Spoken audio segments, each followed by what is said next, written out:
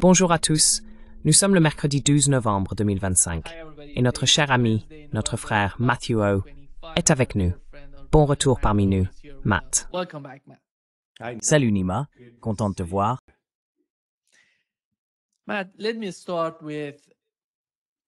Matt, laisse-moi commencer par ce qui se passe au Venezuela. Nous allons parler de l'Ukraine, mais avant cela, parlons du Venezuela. CNN a rapporté hier que le Venezuela avait annoncé une mobilisation massive de ses forces armées, alors que le plus grand navire de guerre des États-Unis entrait dans la région. Avant de commencer, tu as mentionné la situation de la guerre en Irak et ce qui se passe au Moyen-Orient et en Asie de l'Ouest. Nous avons vu quelque chose de similaire en Libye. Quelle est ton opinion sur l'Amérique latine et sur l'impact qu'une guerre, quelle qu'elle soit, entre les États-Unis et le Venezuela pourrait avoir sur la région?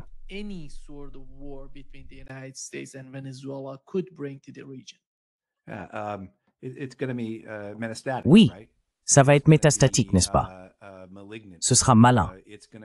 Cela va provoquer au mieux de l'instabilité, sinon une guerre ouverte.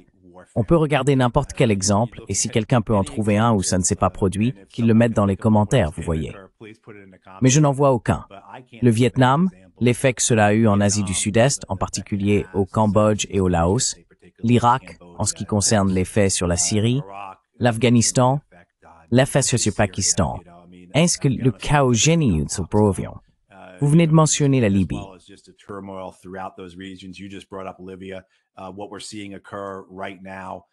Ce que nous voyons en ce moment en Afrique subsaharienne est une conséquence directe de la guerre de l'OTAN en Libye en 2011. Regardez ce qui se passe, par exemple, au Mali ou au Nigeria, avec les groupes armés là-bas. La manière dont, au Mali, ils parviennent à bloquer la capitale pour l'empêcher de recevoir du carburant. Je veux dire, une décennie plus tard, les conséquences de la Libye continuent de se faire sentir, de se propager et d'avoir cet effet malin, métastatique. On pourrait donc voir la même chose se produire en Amérique du Sud. Je veux dire, ils l'ont déjà dit, n'est-ce pas? Machado, lauréate du prix Nobel de la paix, héritière présumée de Maduro, si les États-Unis parviennent à le chasser du pouvoir, elle a dit, après nous avoir libérés ici au Venezuela, vous allez libérer le Nicaragua.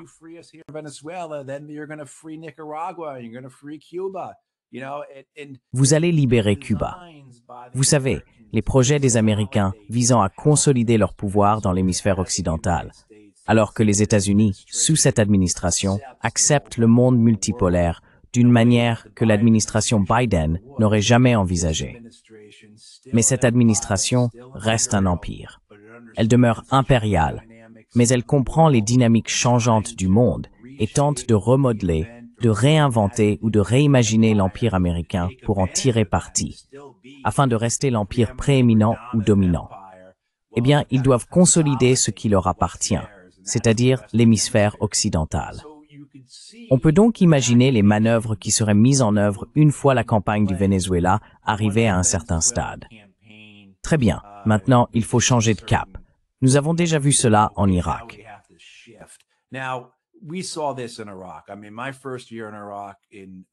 Je veux dire, ma première année en Irak, au printemps 2004, quand je faisais partie de la Coalition Provisional Authority, l'équipe de Jerry Bremer, l'administration coloniale de l'Irak dirigée par le département américain de la Défense. Je suis arrivé là-bas en avril 2004. Était-ce en mai? Peu importe. Donc, un peu plus d'un an après l'invasion, il y avait encore, au siège de la CPA, des responsables américains de haut niveau qui disaient des choses comme « La grande décision, c'est encore de savoir si on va à droite ou à gauche ». Ce qui voulait dire qu'au printemps 2004, il y avait encore des personnes clés, des gens proches, des hauts responsables, qui disaient des choses comme « Est-ce qu'on va aller en Iran ensuite ou est-ce qu'on va aller en Syrie ensuite ?»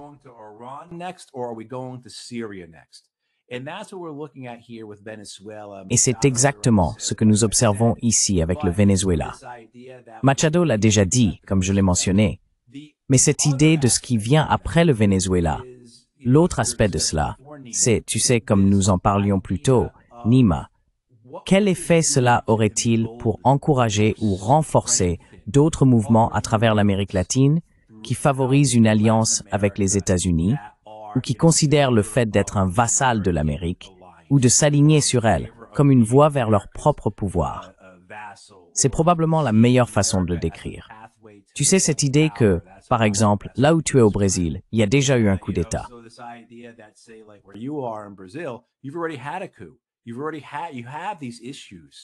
Vous avez déjà eu ces problèmes avec des groupes d'extrême droite là-bas, avec des attaques contre votre démocratie. On peut très bien imaginer des groupes dans toute l'Amérique latine dire, vous savez quoi, si le Venezuela en est arrivé là, si les Américains ont réussi à évincer Maduro du pouvoir, c'est parce que l'opposition était si fervente, parce qu'elle a fait du bruit. N'est-ce pas? Donc l'idée, c'est que les Américains ne vont pas prendre de risques là-dessus. Ils ne vont pas s'y risquer, ou ils ne vont pas nous juger dignes de leur soutien, à moins que nous ne démontrions que nous le méritons.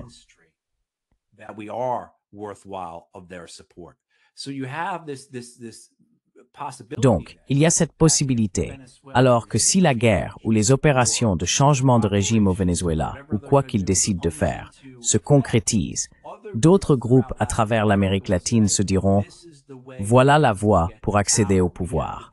Nous devons démontrer aux Américains que nous sommes assez forts, ingénieux, ou que nous disposons des ressources et des capacités nécessaires pour mériter leur investissement afin de nous aider à renverser celui ou celle qui est au pouvoir dans n'importe quel pays où nous nous trouvons. » Oui, cette idée selon laquelle cela pourrait accroître l'instabilité est confirmée par l'expérience historique. Elle est illustrée par les propos même tenus, à la fois par ceux d'Amérique latine et par ceux des États-Unis, ainsi que par les aspects rationnels de la situation.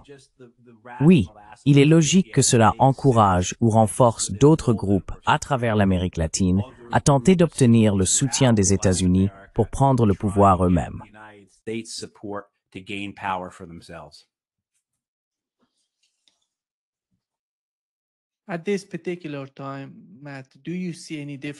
À ce moment précis, Matt, vois-tu une différence entre l'establishment et Donald Trump lui-même, ainsi que son administration? Tu sais, tu te souviens quand Donald Trump était candidat à la présidence et qu'il débattait à propos de la guerre. Tu as mentionné la guerre en Irak. Il disait « J'étais contre la guerre en Irak ». C'était totalement faux. Mais il fait la même chose. Il n'est pas si différent. Fait-il maintenant partie de l'establishment?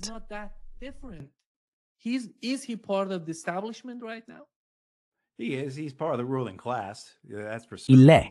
Il fait partie de la classe dirigeante, c'est certain. Il en vient simplement d'un autre secteur. Le cercle qui dirige Washington, D.C. depuis plusieurs décennies le considère comme un outsider. Même après un mandat présidentiel, il le voyait encore ainsi.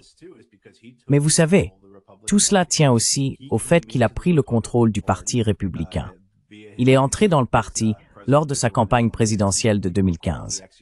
Les gens se souviennent qu'il s'était déjà présenté auparavant, sans aller bien loin, en 2011, pour l'élection de 2012. Mais en 2015, il arrive, il bat 15 autres prétendants républicains à la présidence. Et le Parti républicain le combat. Et nous voilà environ 8 ans plus tard, et il contrôle le Parti républicain. Il a fait du Parti républicain le sien.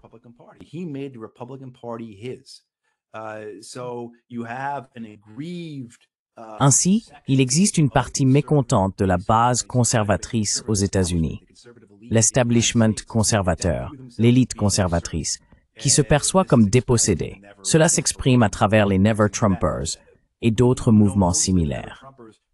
Nous savons que la plupart des Never Trumpers provenaient de ceux qui faisaient partie du vaste appareil de sécurité et de politique étrangère et qui se sentaient écartés. Lors de sa première administration, Trump a écarté du pouvoir ceux qui avaient le plus profité du statu quo de la machine de sécurité nationale américaine, du statu quo de l'empreinte impériale des États-Unis. C'est de là que viennent bon nombre des premiers Never Trumpers. Mais à présent, Trump a fait du Parti républicain le sien.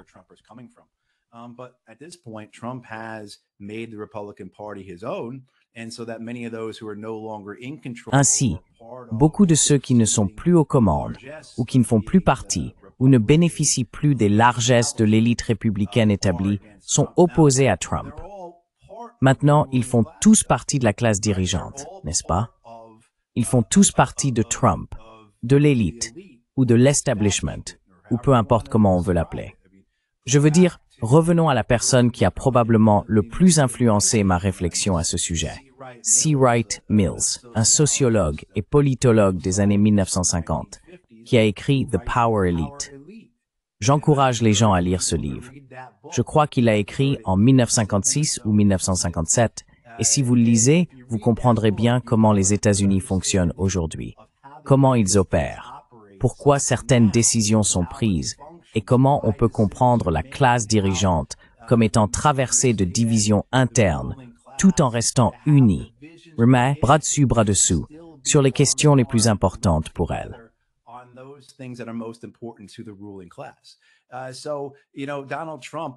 Donc, vous savez, Donald Trump a bien une certaine distance avec l'establishment républicain, tel que je l'ai connu pendant la majeure partie de ma vie, et tel qu'il l'a compris pendant la majeure partie de la sienne.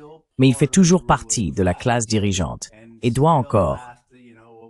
Eh bien, vous savez, on peut citer George Carlin ici et dire que c'est un grand club, et que vous en faites pas partie.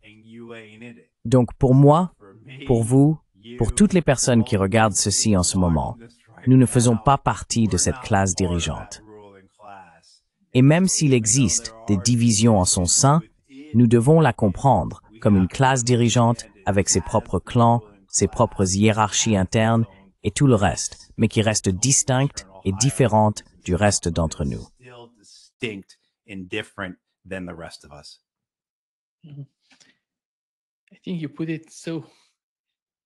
Je trouve que tu l'as exprimé avec beaucoup de prudence et de précision. Et Matt, permettez-moi de changer de sujet pour parler du conflit en Ukraine. Car comme nous le savons, la Russie progresse et les récoltes s'effondrent. Qu'est-ce que Donald Trump pourrait apporter de plus à la table en ce qui concerne l'Ukraine, qui pourrait d'une manière ou d'une autre changer la donne? Que peuvent faire d'autres les Européens en Ukraine pour modifier la réalité de ce qui s'y passe? Parce qu'au fil du temps, on voit l'Ukraine se rétrécir. Elle ne va pas s'étendre, elle va se réduire de plus en plus. Quelle est votre compréhension de la situation sur le champ de bataille en Ukraine?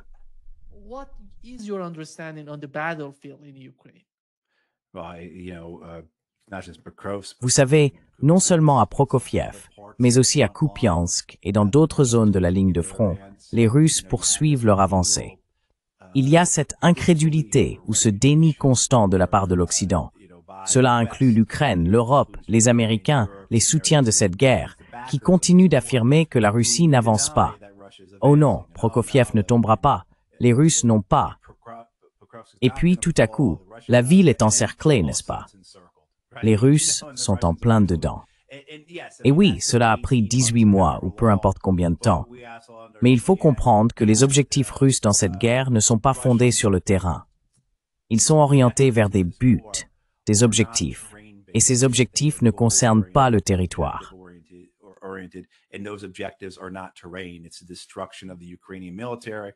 C'est une destruction de l'armée ukrainienne. C'est une destruction de la capacité industrielle de l'Occident. Enfin, pas de la capacité industrielle elle-même, mais la destruction continue de tout ce que l'Occident produit. Je pense que c'est une tentative de faire comprendre à l'Occident que tout cela est vain. Vous savez, nous avons eu Mark Rutte, le chef de l'OTAN, qui a déclaré l'autre jour que l'OTAN produit désormais plus de munitions que la Russie. Je n'ai vu aucun détail, aucune preuve. Peut-être qu'ils produisent plus de cartouches de fusils de calibre 5 et U-56, quelque chose que les Russes eux-mêmes ne produisent pas. C'est une statistique qui est techniquement vraie, mais vous savez, pas vraiment vraie.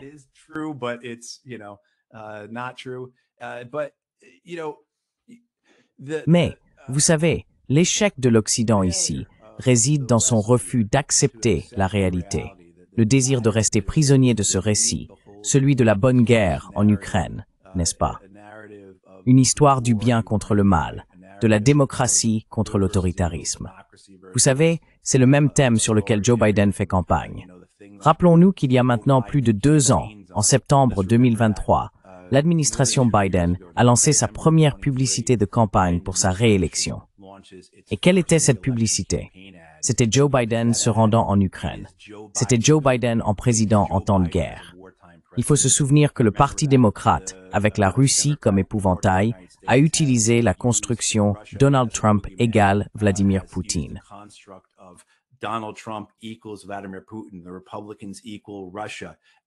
Les républicains assimilent la Russie à l'une de leurs principales sources d'identité, à la fois ce que nous sommes et ce que les républicains sont, et ce, depuis plus d'une décennie. C'est très difficile d'y renoncer. Il est très difficile de faire volte-face et de dire « Bon, vous savez, ce n'est plus vrai ». Et je sais que les démocrates ne sont plus au pouvoir, mais la même construction, le même récit ont été utilisés dans toute l'Europe, en particulier en Allemagne, en Grande-Bretagne et en France. Il est très difficile pour ces dirigeants politiques de se retourner et de dire « Eh bien oui, non, nous n'étions pas très sérieux à ce sujet. Nous allons maintenant faire la paix avec les Russes. » Ils ne le peuvent tout simplement pas. Ils ne le peuvent pas. Et pour beaucoup d'entre eux, c'est la seule chose à laquelle ils s'accrochent.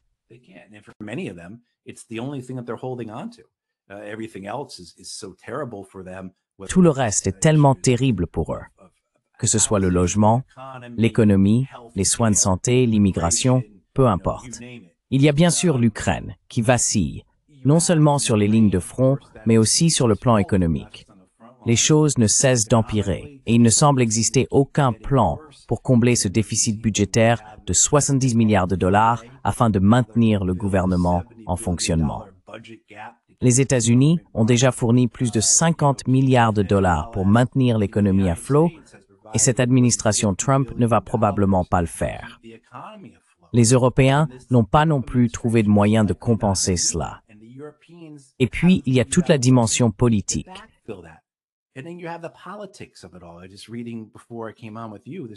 Je lisais juste, avant de venir te parler, cet énorme scandale de corruption en Ukraine, où le ministre de la Justice et le ministre de l'Énergie ont été évincés parce qu'ils recevaient des pots de vin et des commissions illégales.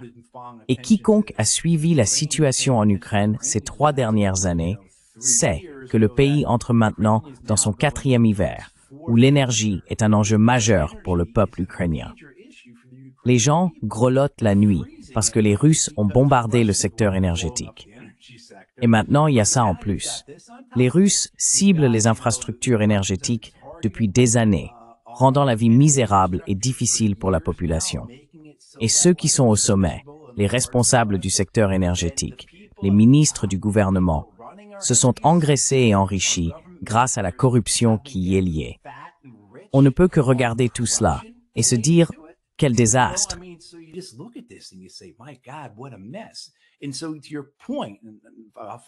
Et donc, pour en venir à votre point, enfin bien sûr, sur ce que Donald Trump peut faire.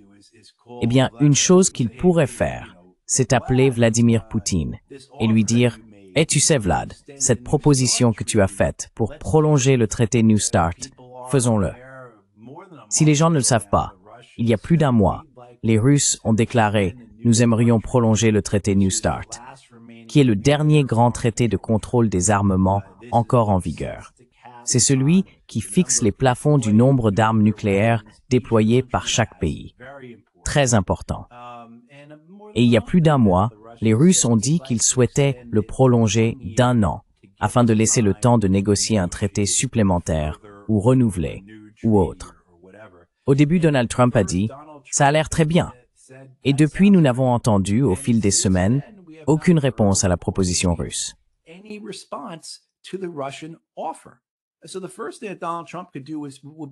Donc la première chose que Donald Trump pourrait faire serait au moins de lancer ce processus de négociation de haut niveau, une grande stratégie, vous savez, des discussions à un niveau stratégique élevé que les Russes souhaitent.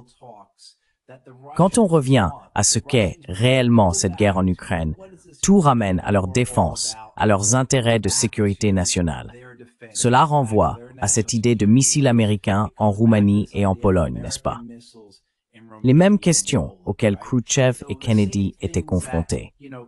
C'est de cela qu'il s'agit. C'est la première chose que Trump peut faire. Et s'ils faisaient cela, s'ils commençaient ce processus visant à aborder les questions de sécurité nationale des Russes, leurs véritables préoccupations, leurs griefs légitimes, je pense que cela établirait un certain degré de confiance, une relation de travail, à partir de laquelle d'autres questions pourraient ensuite être traitées. Mais malheureusement, je ne vois pas cela se produire. Je veux dire, vous savez, je vois cette conviction que nous pouvons simplement continuer la guerre en Ukraine.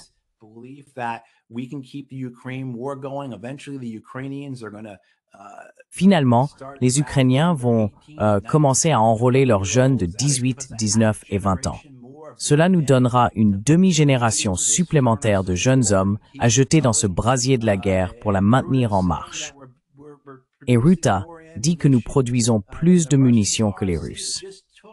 Vous voyez, il a juste fallu un peu de temps, plus longtemps que nous l'aurions souhaité, mais maintenant, nos usines et nos ateliers tournent à plein régime.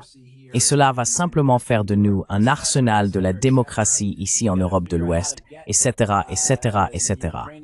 Nous devons trouver comment donner aux Ukrainiens l'argent dont ils ont besoin pour empêcher leur gouvernement et leur économie de s'effondrer comme le château de cartes qu'ils sont.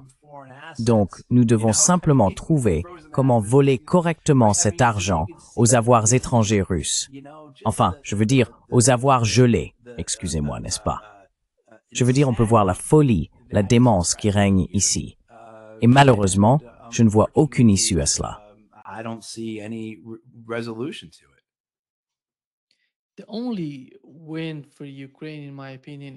La seule victoire possible pour l'Ukraine, à mon avis, est de mettre fin à la guerre le plus rapidement possible, Matt. D'habitude, on parle des ressources, des minerais et de toutes ces choses. Mais selon moi, la ressource la plus importante qu'un pays possède, ce sont ses ressources humaines. La guerre consiste essentiellement à détruire ces ressources humaines au passage. Regarde la population de l'Ukraine. Avant la guerre, elle comptait 57 millions d'habitants.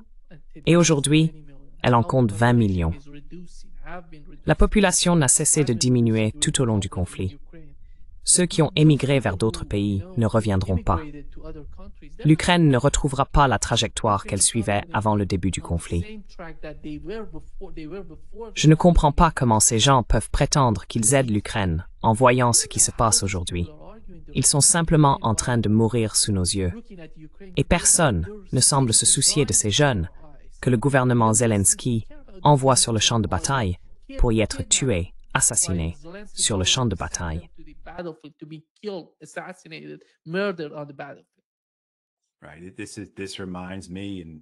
Exactement. Cela me rappelle, et je suis sûr que cela en rappelle d'autres, ce vieux dicton du Vietnam. Il a fallu détruire le village pour le sauver.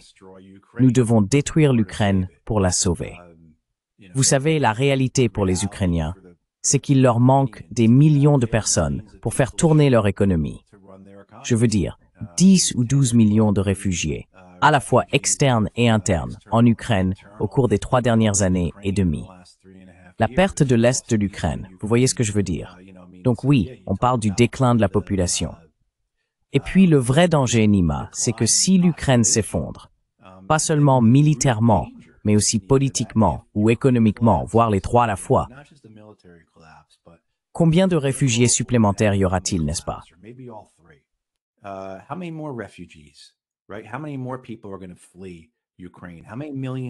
Combien de personnes supplémentaires vont fuir l'Ukraine? Combien de millions de plus iront en Europe de l'Est, centrale ou occidentale, ou en Russie? Parce que la Russie a accueilli, je crois, quelques millions de réfugiés ukrainiens. Le danger alors, c'est que l'Ukraine ne soit pas seulement un État en faillite, mais un État dépeuplé. Et quel avenir cela implique-t-il? Le fait d'être un État en faillite, ayant perdu sa population en âge de travailler, signifie aussi qu'il est peut-être désormais dirigé par des seigneurs de guerre. Car la réalité, c'est que malgré cette guerre, malgré les objectifs des Russes, je pense que sous bien des aspects, cela s'est révélé contre-productif pour eux, puisque le pouvoir politique de la droite s'est accru.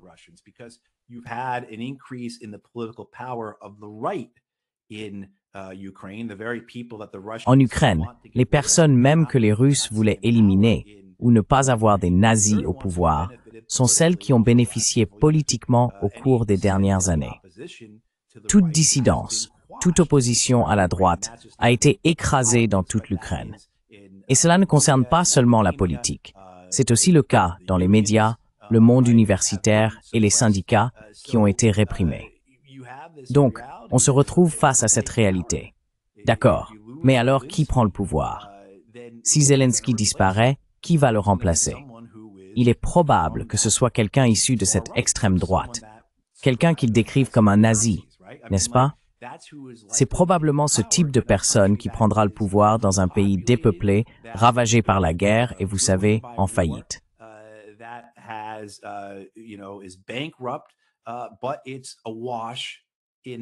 Mais le pays est inondé d'armes et d'hommes qui rentrent chez eux après une guerre perdue.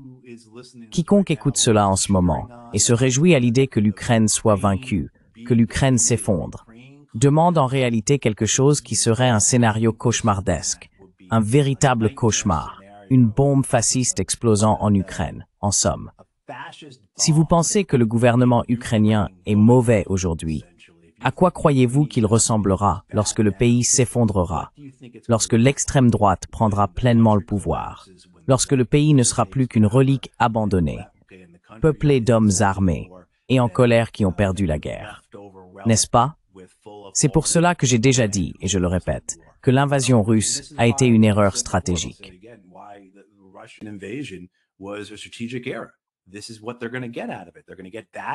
Voici ce qu'ils vont en tirer. Ils vont avoir ça juste devant eux. Vous voyez ce que je veux dire? Parce que je comprends l'idée d'obtenir la neutralité, et je comprends aussi l'idée de l'encerclement par l'OTAN. Je suis tout à fait d'accord avec tout cela. Je comprends. C'est juste que selon moi, voici ce qui va se produire à la place. Donc, plutôt qu'une Ukraine neutre, plutôt qu'un retrait des forces de l'OTAN ou des systèmes de missiles américains, plutôt que de repousser l'encerclement de la Russie, vous allez obtenir quelque chose de sauvage, chaotique, instable et imprévisible. Vous allez avoir un Afghanistan ou une Syrie à votre frontière, plutôt qu'un pays membre de l'OTAN. Les deux sont mauvais, oui.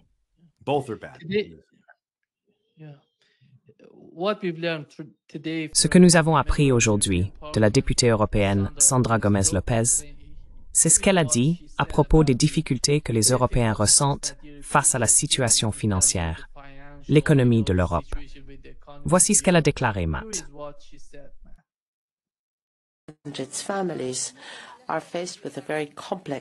Les familles sont confrontées à une situation très complexe. La crise climatique, une crise dans le secteur du logement, l'augmentation des inégalités, le manque de compétitivité et une guerre. Et nous sommes censés répondre avec fermeté en nous concentrant sur les individus. Mais la proposition du Conseil est une proposition de coupe budgétaire. Pourquoi? Parce qu'il n'y a pas d'argent, pas assez de ressources. Et c'est un signe clair que si, en 2026, nous n'arrivons pas à boucler les fins de mois, nous ne pourrons certainement pas maintenir le même cadre financier jusqu'en 2034. C'est scandaleux.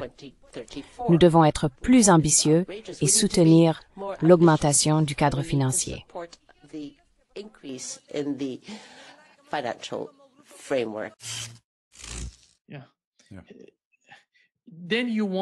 Alors, vous voulez que l'Europe, dans la situation actuelle, vous voulez qu'elle aide.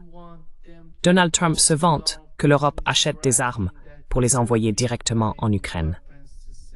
Mais que se passe-t-il pour l'Europe?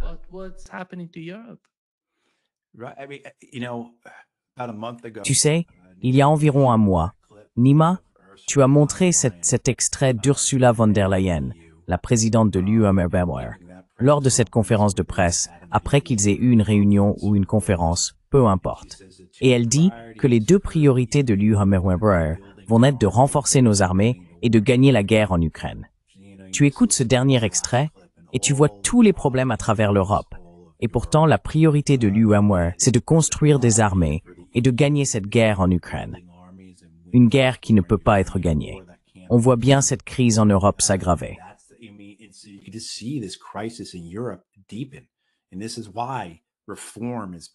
Et c'est pour cela que Reform atteint 30% dans les sondages au Royaume-Uni. C'est pour cela que l'AfD se porte si bien en Allemagne.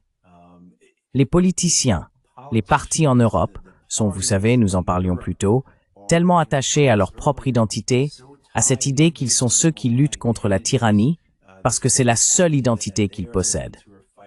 Ils ont failli à leur peuple. Ils ont négligé d'investir dans leur pays pendant des décennies.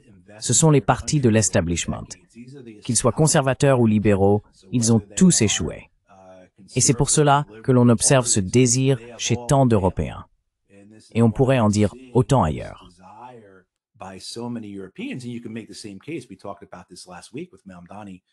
Nous en avons parlé la semaine dernière avec Madame Donny à New York, ou peu importe, même Donald Trump, à propos des raisons pour lesquelles les Américains ou les Européens cherchent autre chose, n'importe quoi, qui puisse offrir un peu de répit face à cet établissement corrompu qui nous a ruinés.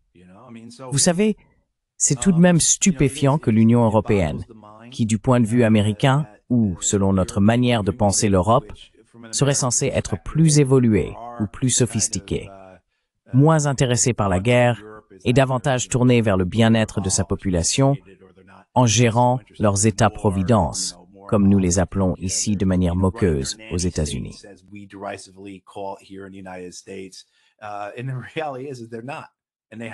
Et la réalité, c'est qu'ils ne le sont pas. Ils ne l'ont jamais été. Ils ont appliqué des politiques néolibérales qui ont ruiné l'Europe, tout comme elles ont ruiné les États-Unis.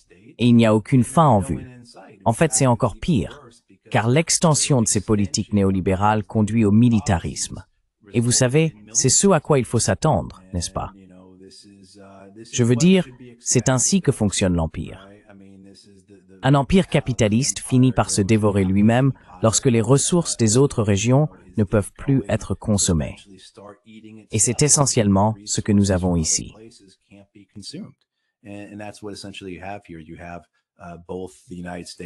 Les États-Unis et l'Europe se consument eux-mêmes pour nourrir l'empire, pour alimenter ses ambitions impériales.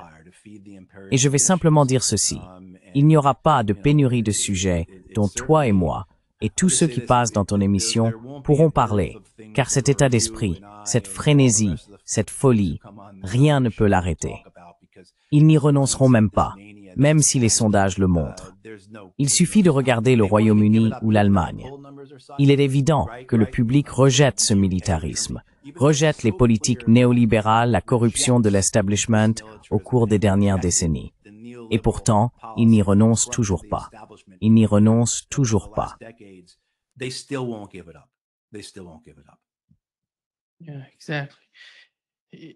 Oui, exactement. Tu sais, ce qui m'étonne vraiment, c'est qu'ils s'inquiétaient de l'Allemagne. Voici ce qu'un journaliste politique a dit. La volonté de l'Allemagne de devenir la puissance militaire dominante en Europe suscite des inquiétudes en France. Tu vois, ils avancent l'argument suivant. Si l'Allemagne reconstruit son armée, alors nous devons faire quelque chose de plus grand que l'Allemagne, parce que ce serait la norme. D'accord. C'est la mauvaise voie. C'est la fin. Pour eh bien, tu sais, l'économie de l'Allemagne a été détruite par la guerre en Ukraine. Et personne ne s'en préoccupe. Ils affirment qu'il faut construire une armée plus puissante. C'est pour ça que nous avons... Qu'est-ce que c'est, Matt? Tu sais, je ne sais pas quelle était l'idée de l'Union européenne. C'était, comme l'a dit Paul Craig Roberts, que les États-Unis voulaient d'une certaine manière contrôler l'Europe. Ou bien, ils pensaient pouvoir parvenir à une sorte d'entente. Tu sais, l'histoire de l'Europe est pleine de guerres, Matt. Ils se sont combattus pendant de très nombreuses années. Et il semble que la guerre en Ukraine ne fasse que raviver ce qui était la réalité de l'Europe dans l'histoire.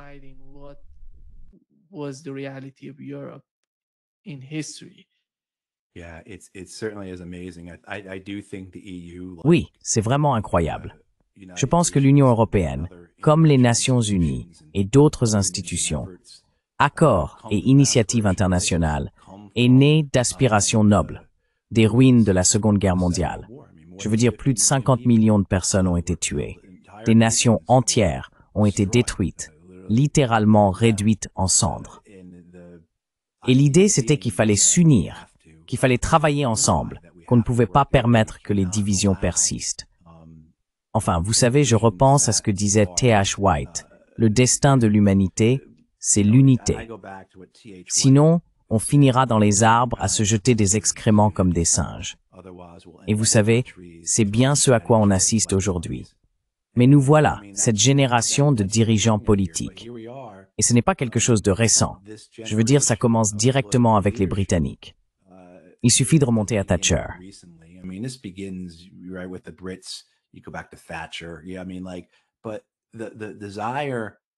Oui, je veux dire, le désir d'utiliser l'État pour assurer la continuité du statu quo au profit de la classe dirigeante.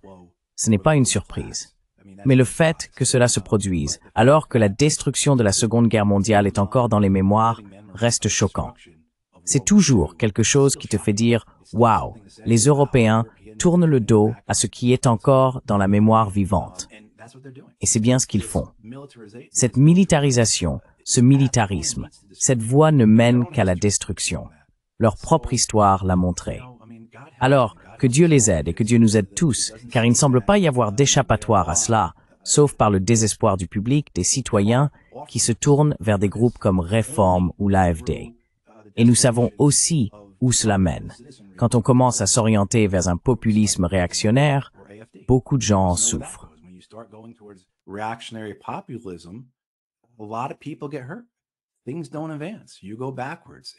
Les choses n'avancent pas. On recule. Et cela nourrit les pires instincts de ce que nous sommes en tant qu'êtres humains. Cela efface tout ce que nous avons accompli. Tout ce pourquoi nous avons progressé, tout ce pourquoi nous nous sommes battus, est effacé lorsque nous adoptons le populisme réactionnaire. Donc, je veux dire, nous en sommes là, un peu comme ce que je décrivais à propos de l'Ukraine, où les issues que nous pouvons prévoir sont terribles. Je pense qu'il en va de même pour l'Europe. Les issues sont soit la ruine par le militarisme, parce que la classe dirigeante a peur d'abandonner le statu quo, soit la ruine par le populisme réactionnaire et la poursuite de cette voie. Et vous savez, les exemples historiques de cela ne manquent pas. Nous pourrions aussi parler des États-Unis, car je pense qu'il y a un dicton. Les États-Unis sont différents à certains égards. Mais je ne suis pas optimiste pour les États-Unis non plus. I'm not optimistic about the US either. We had Al-Jolani al-Shara coming to the United States. Nous avons eu Al-Jolani al-Shara, qui est venu aux États-Unis, et il est passé sur Fox News. Il est allé sur Fox News, a donné une interview, et on l'a interrogé sur son passé, et il n'a rien regretté. Il a dit « J'avais 19 ans le 11 septembre ». Matt, en ce qui concerne Al-Shara al-Jolani, il semble qu'il répète les mêmes erreurs encore et encore. Est-ce le même cas? Penses-tu que ça va se retourner contre ceux qui essaient de faire bouger les choses en Syrie?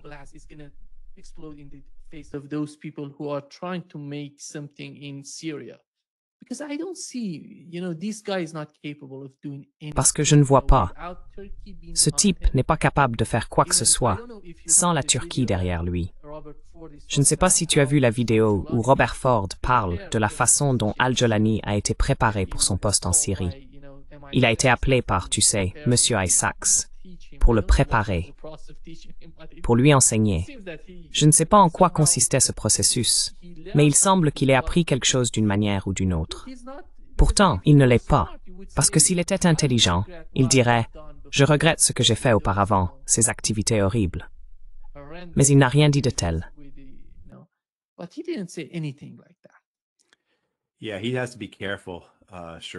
Oui, il doit faire attention, Al-Jolani. Sa base reste Al-Qaïda. Il ne se désigne pas ainsi, mais c'est leur vision du monde. C'est pour cela qu'ils se sont battus, beaucoup d'entre eux, pendant des décennies, tout comme lui. Donc je pense qu'ils accepteront sa présence auprès de Vladimir Poutine ou de Donald Trump. Ils comprennent la réelle politique, la nécessité de le faire. Mais il y a certaines limites qu'il ne peut pas franchir, certaines transgressions qu'il ne peut pas commettre sans craindre de perdre le soutien de son peuple, de cette base djihadiste, de cette base Al-Qaïda, de cette base révolutionnaire.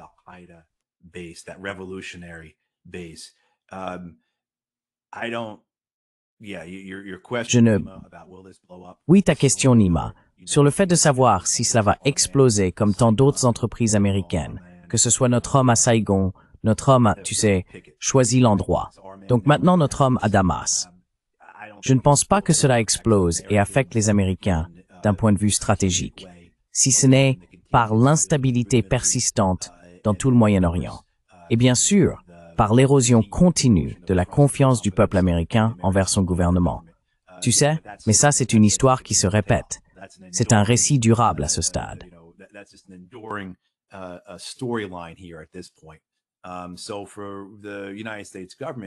Ainsi, pour que le gouvernement des États-Unis s'aligne sur le chef d'Al-Qaïda, Shara ou Al-Jolani, peu importe comment on l'appelle, c'est ainsi qu'il fonctionne. C'est ainsi que la machine avance. Cela a du sens. Quelles sont les autres options pour eux?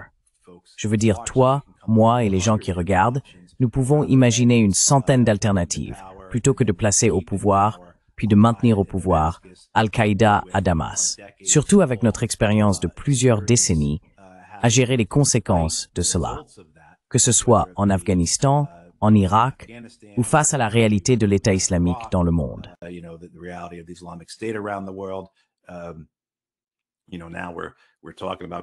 Vous savez, maintenant on parle d'aller combattre Boko Haram ou l'État islamique en Afrique de l'Ouest et au Nigeria.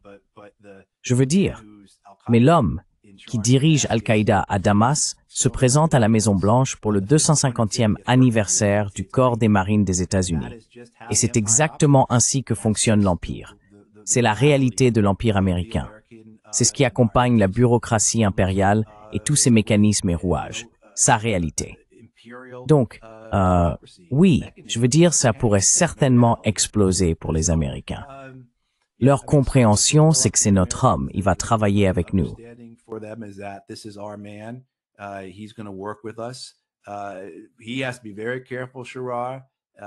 Il doit être très prudent. Il peut faire référence, c'était Daoud, le premier ministre d'Afghanistan qui a renversé le roi, mais qui à un moment donné a essayé de jouer à la fois avec les Soviétiques et les Américains. Il disait « j'allume mes cigarettes américaines avec un briquet soviétique ». Vous savez, on a vu ce qui s'est passé. Je veux dire, des décennies plus tard. Regardez encore l'Afghanistan. Donc Jolani doit faire attention à ne pas essayer de plaire à deux patrons. Et je ne devrais même pas dire deux, parce qu'il y a les Turcs, les Russes, les Qataris, les Américains. Puis la question avec les Israéliens, la question avec les Kurdes, la résistance des Druzes, des Alaouites, des chrétiens.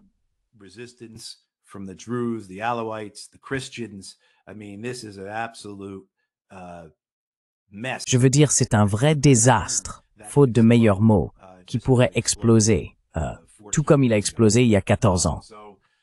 Donc, vous savez, c'est aussi remarquable, parce qu'au fur et à mesure qu'on avance, qu'on essaie de l'expliquer, dans ma tête, je pense au Liban, je pense à l'Irak, je pense au Yémen, je pense, eh bien, sans même parler de la Palestine, vous savez, à la réalité des Kurdes en Turquie et en Iran, à quel point la région est complexe, et comment on ne peut pas raconter une seule histoire sans devoir faire allusion à, mentionner ou ajouter un astérisque pour expliquer toutes les autres histoires.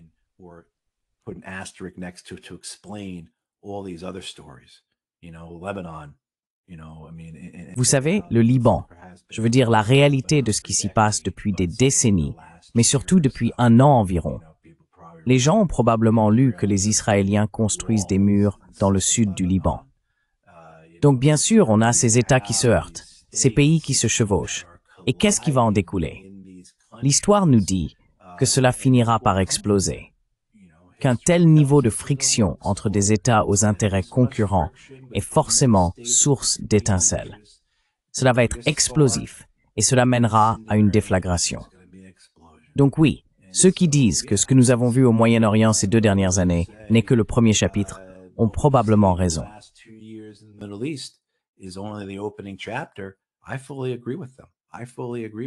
Je suis tout à fait d'accord avec eux. Je suis tout à fait d'accord pour dire que, quelle que soit cette idée de normalisation avec l'Arabie saoudite qui pourrait se concrétiser, ou d'un pacte de défense américain avec l'Arabie saoudite, et tout le reste, en ce qui concerne la coopération entre les Israéliens et les armées qataries, émiraties et saoudiennes à certains moments. Très bien. Les classes dirigeantes de ces pays, les despotes au pouvoir, n'est-ce pas? Les génocidaires au pouvoir. Ils s'entendent bien. Quelle surprise. Vous savez, c'est à ces niveaux inférieurs que pourrait à nouveau surgir cette explosion qui donnera la substance de l'histoire, qui constituera la majeure partie des chapitres des livres d'histoire sur l'époque que nous vivons.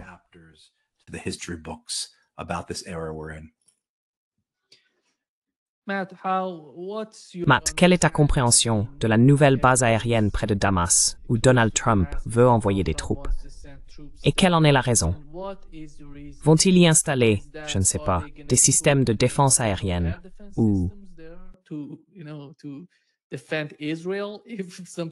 Défendre Israël s'il se passe quelque chose entre l'Iran et Israël.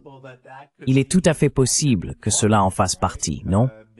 Peut-être qu'en regardant en arrière sur l'année écoulée et les affrontements entre l'Iran et Israël, ils ont constaté qu'il y avait une lacune et se sont dit « Nous devons combler cette lacune ». C'est possible, je ne sais pas, ce n'est qu'une supposition. À quoi ressemblerait cette base? Quel en serait l'objectif? Encore une fois, nous ne pouvons qu'émettre des hypothèses. Les rapports indiquent qu'ils y ont fait atterrir des avions pour tester les pistes.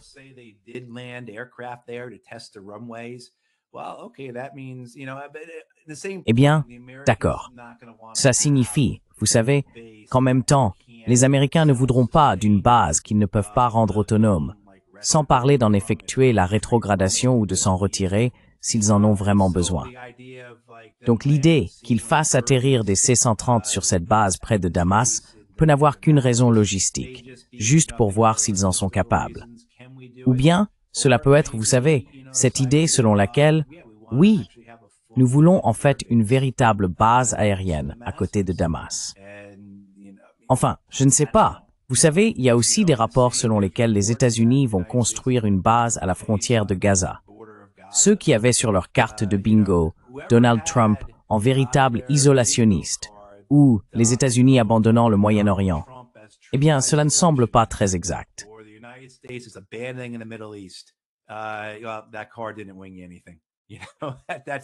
Cette carte n'a rien gagné.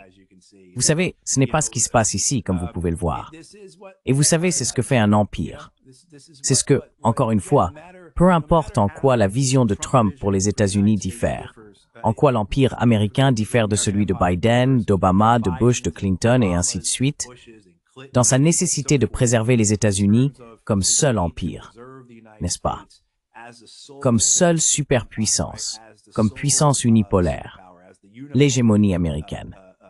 Autant cela diffère, Trump, je pense, comprend correctement que nous vivons déjà dans un monde multipolaire et que nous devons évoluer, nous devons nous adapter.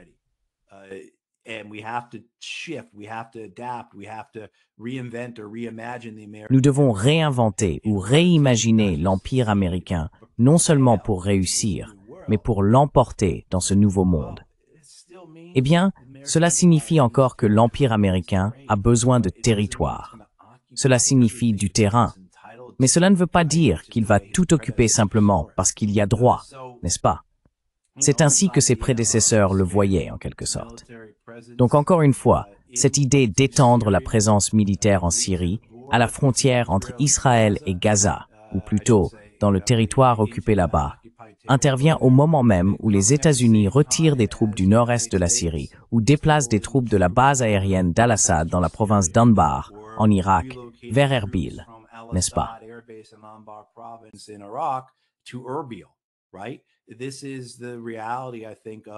C'est la réalité, je pense, du monde, la carte, l'échiquier, si l'on veut, où les pièces doivent être réarrangées. Nous avons un ordre mondial beaucoup plus flexible, plus malléable, auquel les États-Unis ne doivent pas seulement réagir, mais s'adapter, et pas seulement être réactifs, mais aussi proactifs. Et c'est une pilule difficile à avaler pour de nombreuses élites et acteurs de la politique étrangère américaine. La plupart des membres de l'establishment de la politique étrangère américaine sont des adeptes ou des disciples d'Henry Kissinger et de Zbigniew Brzezinski. Ils considèrent le monde comme un échiquier. Je viens d'y faire référence, Je ne le vois même pas ainsi. Je l'ai simplement utilisé, n'est-ce pas?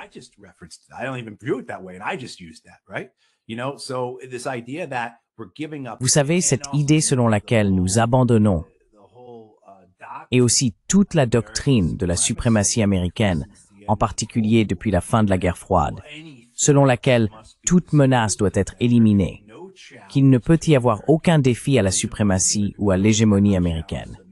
Il ne peut y avoir aucun défi à la suprématie américaine. Eh bien, nous renonçons à cela. Mais en réalité, nous n'y renonçons pas vraiment. Ce n'est en aucun cas un repli américain. C'est une réinvention et une réimagination, une réorganisation de l'Empire américain, afin de garantir que l'Empire américain domine à l'avenir et qu'il ne soit pas simplement l'un parmi d'autres empires. Et cela, vous savez, revient à accorder beaucoup de crédit. C'est tenter de discerner une certaine méthode dans la folie de la politique étrangère de Trump. Essayer d'y voir une grande stratégie, ce que je pense être effectivement le cas.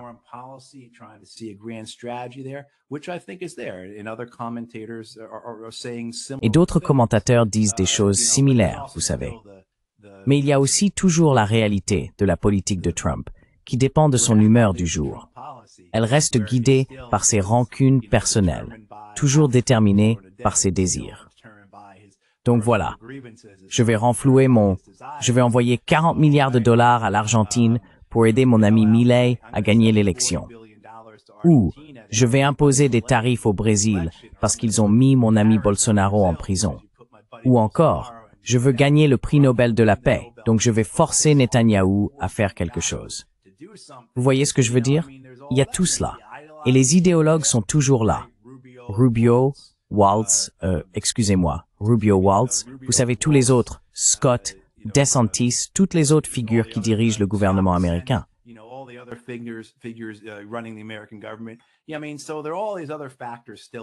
Oui, je veux dire, il y a tous ces autres facteurs encore en jeu. Stephen Miller, tu vois? Je veux dire tous ces autres facteurs en jeu. Et Stephen Miller est tellement important, Matt. C'est un personnage tellement influent et important au sein de l'administration Trump. Il l'est vraiment. Je veux dire, je ne peux pas citer un seul ancien conseiller à la sécurité intérieure.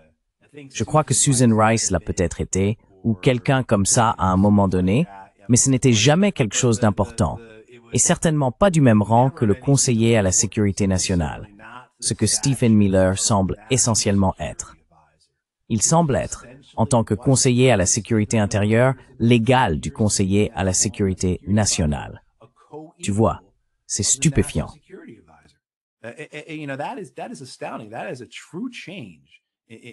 C'est un véritable changement dans la politique américaine. Un véritable changement dans la manière dont les États-Unis élaborent et appliquent leur politique. Et Stephen Miller est tellement, tellement important. Ce n'est pas seulement lui qui dirige et contrôle l'esprit derrière ce pogrom criminel et anticonstitutionnel contre les migrants aux États-Unis, qui entraîne également les passages à tabac, l'humiliation, l'arrestation et la détention de citoyens américains et de résidents légaux.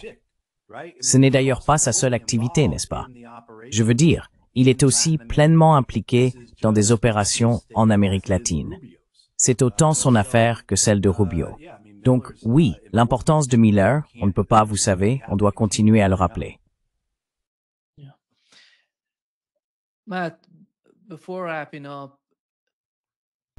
Oui, Matt, avant de conclure, en regardant la situation au Moyen-Orient et Donald Trump, avant de venir à l'antenne, nous parlions des dossiers Epstein.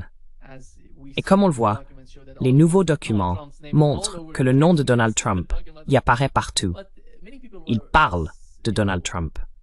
Mais beaucoup de gens disaient que peut-être l'une des raisons pour lesquelles il soutient Netanyahou, c'est à cause des dossiers Epstein. Mais aujourd'hui, nous avons appris que Donald Trump a envoyé une lettre au président d'Israël pour gracier Netanyahou. Pourquoi tient-il tant à soutenir Netanyahou? Qu'est-ce qu'il espère obtenir de lui qui le rend si insistant sur cette grâce? Parce que, lors de sa visite à la Knesset, il demandait déjà cela au président d'Israël. Et maintenant, il semble vouloir officialiser la démarche en envoyant cette lettre. À ton avis, de quoi s'agit-il exactement?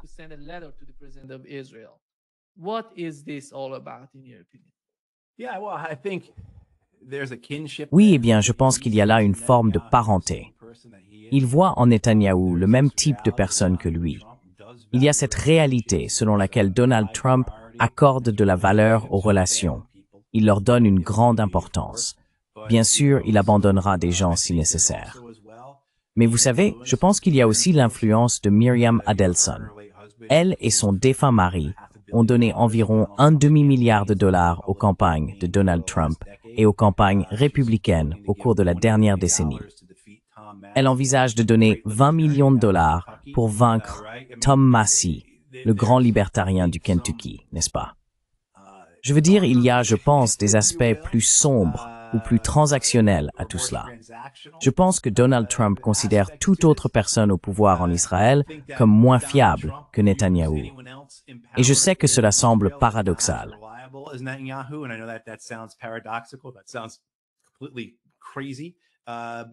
Ça semble complètement fou. Mais je pense que sa vision du plan Trump-Riviera pour Gaza nécessite que Netanyahou reste au pouvoir. Si l'on regarde la manière dont les Américains avancent dans leurs efforts en Palestine et en Israël, c'est à travers Stephen Witkoff et Jared Kushner, le copain de Trump dans l'immobilier et son gendre. C'est quelque chose de très personnel pour lui. Donc je pense que l'idée, faute de meilleurs termes, c'est qu'ils obtiennent sa part.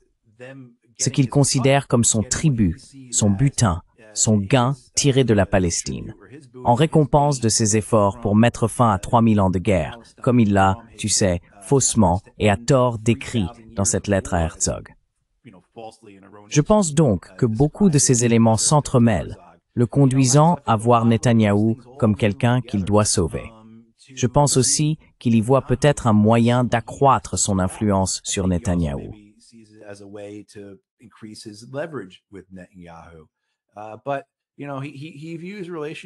Mais vous savez, il considère souvent les relations comme une priorité. Encore une fois, nous venons d'évoquer Milei, nous venons d'évoquer Bolsonaro, n'est-ce pas? Donc je pense que c'est la même chose pour Trump. Il aime l'idée d'entretenir ses relations bilatérales, d'avoir ses liens avec d'autres dirigeants. Et cela se voit dans la manière dont il se montre si affectueux envers d'autres dirigeants, même ceux avec lesquels il n'est pas d'accord, avec lesquels il ne partage pas de vision commune ou qu'il a déjà critiqué. Il se montre très élogieux à leur égard, surtout lorsqu'il est en leur présence. Et il y en a d'autres aussi, qui, je pense, partagent sa vision du monde. Viktor Orban en est un. Je crois vraiment que Trump l'admire. Même en Asie, que ce soit les Chinois ou les Nord-Coréens, je pense qu'il éprouve une certaine affection pour leur manière de gouverner.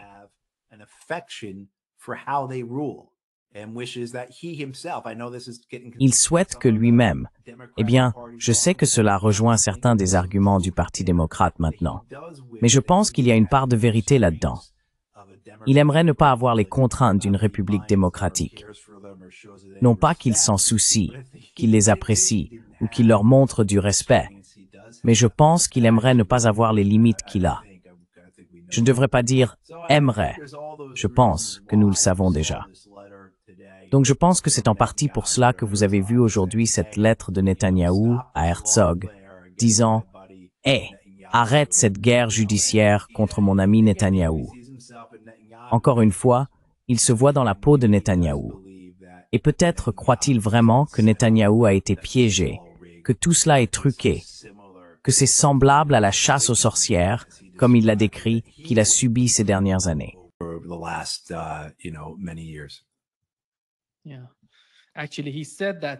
Oui, en fait, il a dit ça à J.D. Vance. Tu te souviens? Il parlait du moment où il posait des questions aux gens autour du président de la Chine. Il interrogeait le vice-président, je crois, et aucun d'eux ne répondait à Donald Trump. Il a dit, mais si quelqu'un me posait une question, J.D. Vance interviendrait et répondrait à la question. D'accord, d'accord. J.D., tu dois être plus comme les Chinois, tu sais. C'est la réalité. Je pense qu'il ressent vraiment le besoin d'être aussi puissant, tu vois. Il n'aime pas que les gens brillent autour de lui. No, no, and I'll say this too. I don't know if have you seen Non, non. the film? Et je vais te dire ceci, John. As-tu vu le film sur sa jeunesse, The Apprentice? I thought was an excellent movie. J'ai trouvé que c'était un excellent film. Je ne suis en aucun cas un biographe de Donald Trump, mais j'ai grandi en banlieue de New York. Je connais ce type depuis toujours. J'ai trouvé que la représentation de Donald Trump dans ce film, The Apprentice, l'expliquait très bien. Après l'avoir regardé, j'ai eu le sentiment de mieux comprendre l'homme et sa façon de prendre des décisions qu'auparavant. Cela montre aussi que son patriotisme, si l'on peut dire, n'est pas opportuniste. Ce n'est pas quelque chose qu'il a développé lorsqu'il a décidé de se présenter à la présidence.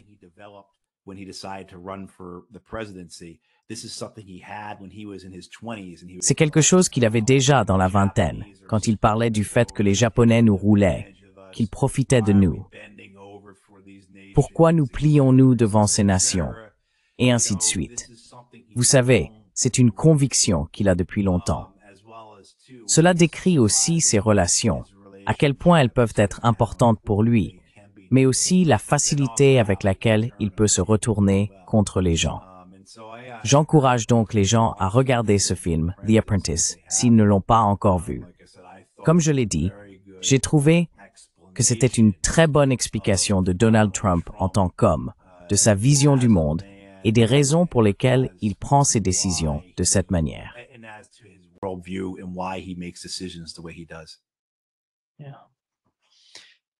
Oui, merci beaucoup, Matt, d'être avec nous aujourd'hui.